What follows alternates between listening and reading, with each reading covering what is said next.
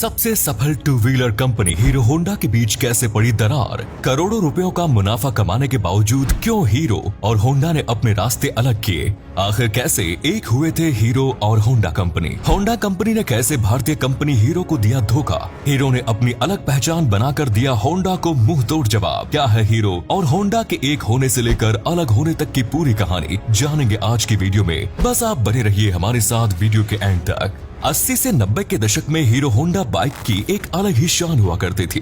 Bike का दूसरा नाम ही हीरो होंडा पड़ गया था। गली मोहल्ले में जिस किसी के पास ये बाइक होती उसकी सभी लोग इज्जत किया करते थे और शादी में जिसे ये बाइक मिल जाती थी उसकी तो मानो बल्ले बल्ले ही हो जाती थी। हीरो पहले एक साइकिल बनाने वाली कंपनी थी जो आज तक भी साइकिल बना रही है। सन 1956 में बृजमोहन लाल मुंजाल ने हीरो कंपनी की नींव रखी और साइकिल बनाने की शुरुआत की। कुछ ही समय में भारत में हीरो साइकिल्स की अच्छी खासी डिमांड देखी जाने लगी और सन 1975 तक ये भारत में सबसे बड़ी साइकिल निर्माता कंपनी बन गई। इसके साथ ही हीरो ने विदेश में भी अपने पैर पसारने शुरू किए और 1986 तक ये दुनिया में सबसे अधिक साइकिल बेचने वाली कंपनी बन गई। लेकिन इसी बीच भारत में मोपेड और स्कूटर का क्रेज लगातार बढ़ रहा था। वहीं विश्व में मोटरसाइकिल यानी बाइक्स की डिमांड देखी जा रही थी। बाइक की लोकप्रियता को देखते हुए बृजमोहन ने सोचा क्यों ना इंडियन मार्केट में भी मोटरसाइकिल को पॉपुलर बनाया जाए। भारतीय बाजार में कम दामों की मोटरसाइकिल बनाने के लिए बृजमोहन मुंजाल ने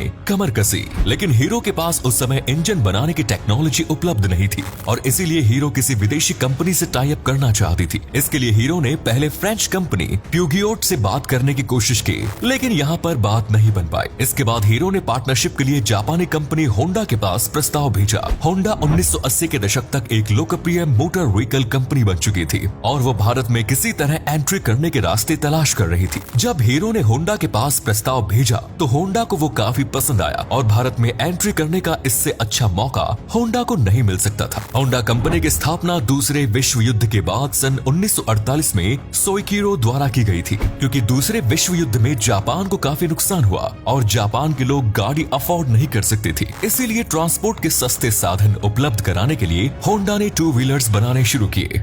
सन 1984 में हीरो और होंडा के बीच कोलैबोरेशन होता है और डील साइन हो जाती है। एग्रीमेंट में दोनों कंपनियों के बीच कई समझौते किए जाते हैं। जैसे बाइक की बॉडी बनाने का काम हीरो का होगा तो वहीं इसके इंजन की सप्लाई होंडा द्वारा की जाएगी। होंडा की टेक्नोलॉजी इस्तेमाल करने के लिए हीरो को $50 लाख का भुगतान शुरुआत में करना पड़ा था और साथ ही होंडा हर साल 4% की रॉयल्टी भी हीरो से लेता था। साथ ही दोनों के बीच एक एनओसी साइन हुआ और तय किया गया कि ये दोनों कंपनियां कभी भी एक दूसरे के कंपैरेटिव प्रोडक्ट्स मार्केट में लॉन्च नहीं करेंगे। हरियाणा के धारूहेड़ा में हीरो होंडा ने अपना पहला प्लांट स्थापित किया और सन 1985 में सिटी 100 नाम से अपनी पहली बाइक इंडियन मार्केट में लॉन्च की। इस बाइक के लॉन्च होते ही लोगों के बीच इसे खरीदने की मानो होड़ लग गई। हीरो होंडा कंपनी ने शुरुआत से अपनी स्ट्रेटेजी बनाई थी कि वे मिडिल क्लास पीपल को ध्यान में रखकर ही अपनी बाइक्स बनाएंगे। कोई मिडिल क्लास व्यक्ति जब बाइक लेने जाता है तो वो 3 चीजों को देखता है। पहला बाइक की कीमत, दूसरी उसकी माइलेज और तीसरा उसकी मेंटेनेंस कॉस्ट। और इन तीनों बातों पर हीरो होंडा ने बारीकी से ध्यान दिया।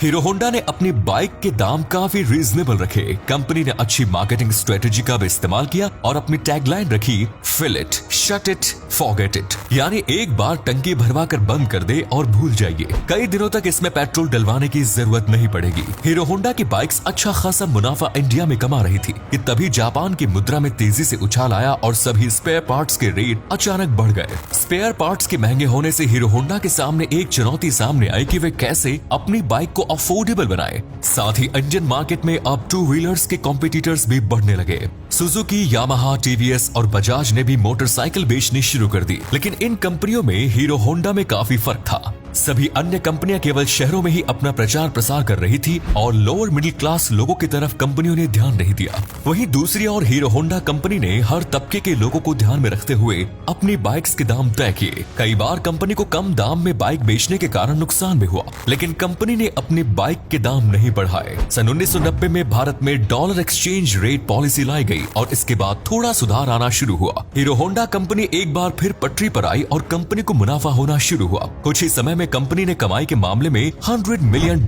का आंकड़ा पार कर लिया। लेकिन इसके साथ ही कंपनी के मैनेजमेंट में दिक्कतें आनी शुरू हो गई। वैसे तो हीरो और होंडा की स्थापना के बाद से ही दोनों के बीच अनबन शुरू हो गई थी, लेकिन क्योंकि दोनों का अच्छा फायदा हो रहा था, इसीलिए पार्टनरशिप जारी रही। होंडा कंपनी अमेरिका और रूस जैसे देशों में अपनी बाइक्स की बिक्री कर रहा था, लेकिन जब हीरो ने कहा कि हीरो होंडा की बाइक्स भी वहां बेची जाएं, तो इस पर होंडा ने साफ इनकार कर दिया। हीरो होंडा केवल नेपाल, भूटान, श्रीलंका और बांग्लादेश जैसे देशों में ही अपनी बाइक बेच पा रहे थे। वहीं होंडा पूरी दुनिया की मार्केट कैप्चर कर खूब मुनाफा कमा रही थी।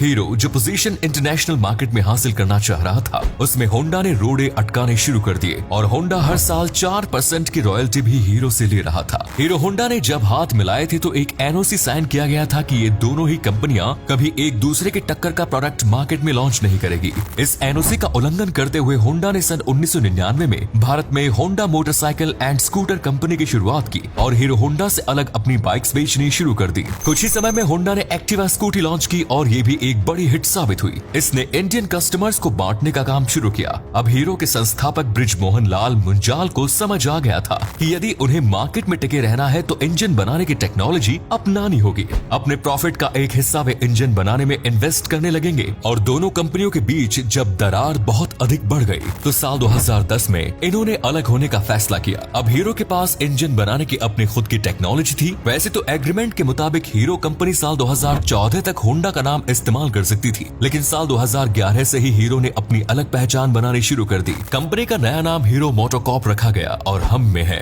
हीरो नई टैग लाइन चुनी गई। हीरो होंडा कंपनी में हीरो और होंडा के 26% शेयर्स थे और 48% हिस्सा शेयर होल्डर्स का था। होंडा के सभी शेयर्स हीरो ने 1.3 अरब डॉलर्स में खरीद लिए। होंडा से अलग होने के बाद कुछ एक्सपर्ट्स ने कहा था कि हीरो ज्यादा समय तक मार्केट में सरवाइव नहीं कर पाएगा। होंडा के बिना हीरो को कोई नहीं पूछेगा, लेकिन हीरो ने सभी आलोचकों को करारा जवाब दिया। हीरो मोटोकॉर्प ने अपनी बाइक्स को पहले से भी ज्यादा बेहतर बनाना शुरू किया। स्प्लेंडर जैसी कम रेंज की बाइक में भी सेल्फ स्टार्ट का ऑप्शन दिया गया। बाइक्स के मॉडल को और अट्रैक्टिव लुक दिया जाने लगा। आज हीरो स्प्लेंडर न सिर्फ इंडिया में बल्कि पूरी दुनिया में सबसे ज्यादा बिकने वाली बाइक्स है। हीरो मोटोकॉर्प भारत के अलावा दुनिया के लगभग 37 देशों में अपनी बाइक्स बेच रहा है और साल 2021 के आंकड़ों के मुताबिक इस कंपनी की नेटवर्थ $7.5 बिलियन से भी अधिक है। वर्तमान समय में पवन मुंजाल इस कंपनी के सीईओ का पदभार संभाल रहे हैं। तो दोस्तों, ये थी हीरो और होंडा की पूरी कहानी। उम्मीद करते हैं आपको ये वीडियो पसंद आई होगी। आपको हीरो और होंडा में से कौन सी कंपनी की बाइक ज्यादा पसंद है, कमेंट्स में जरूर बताएं। धन्यवाद।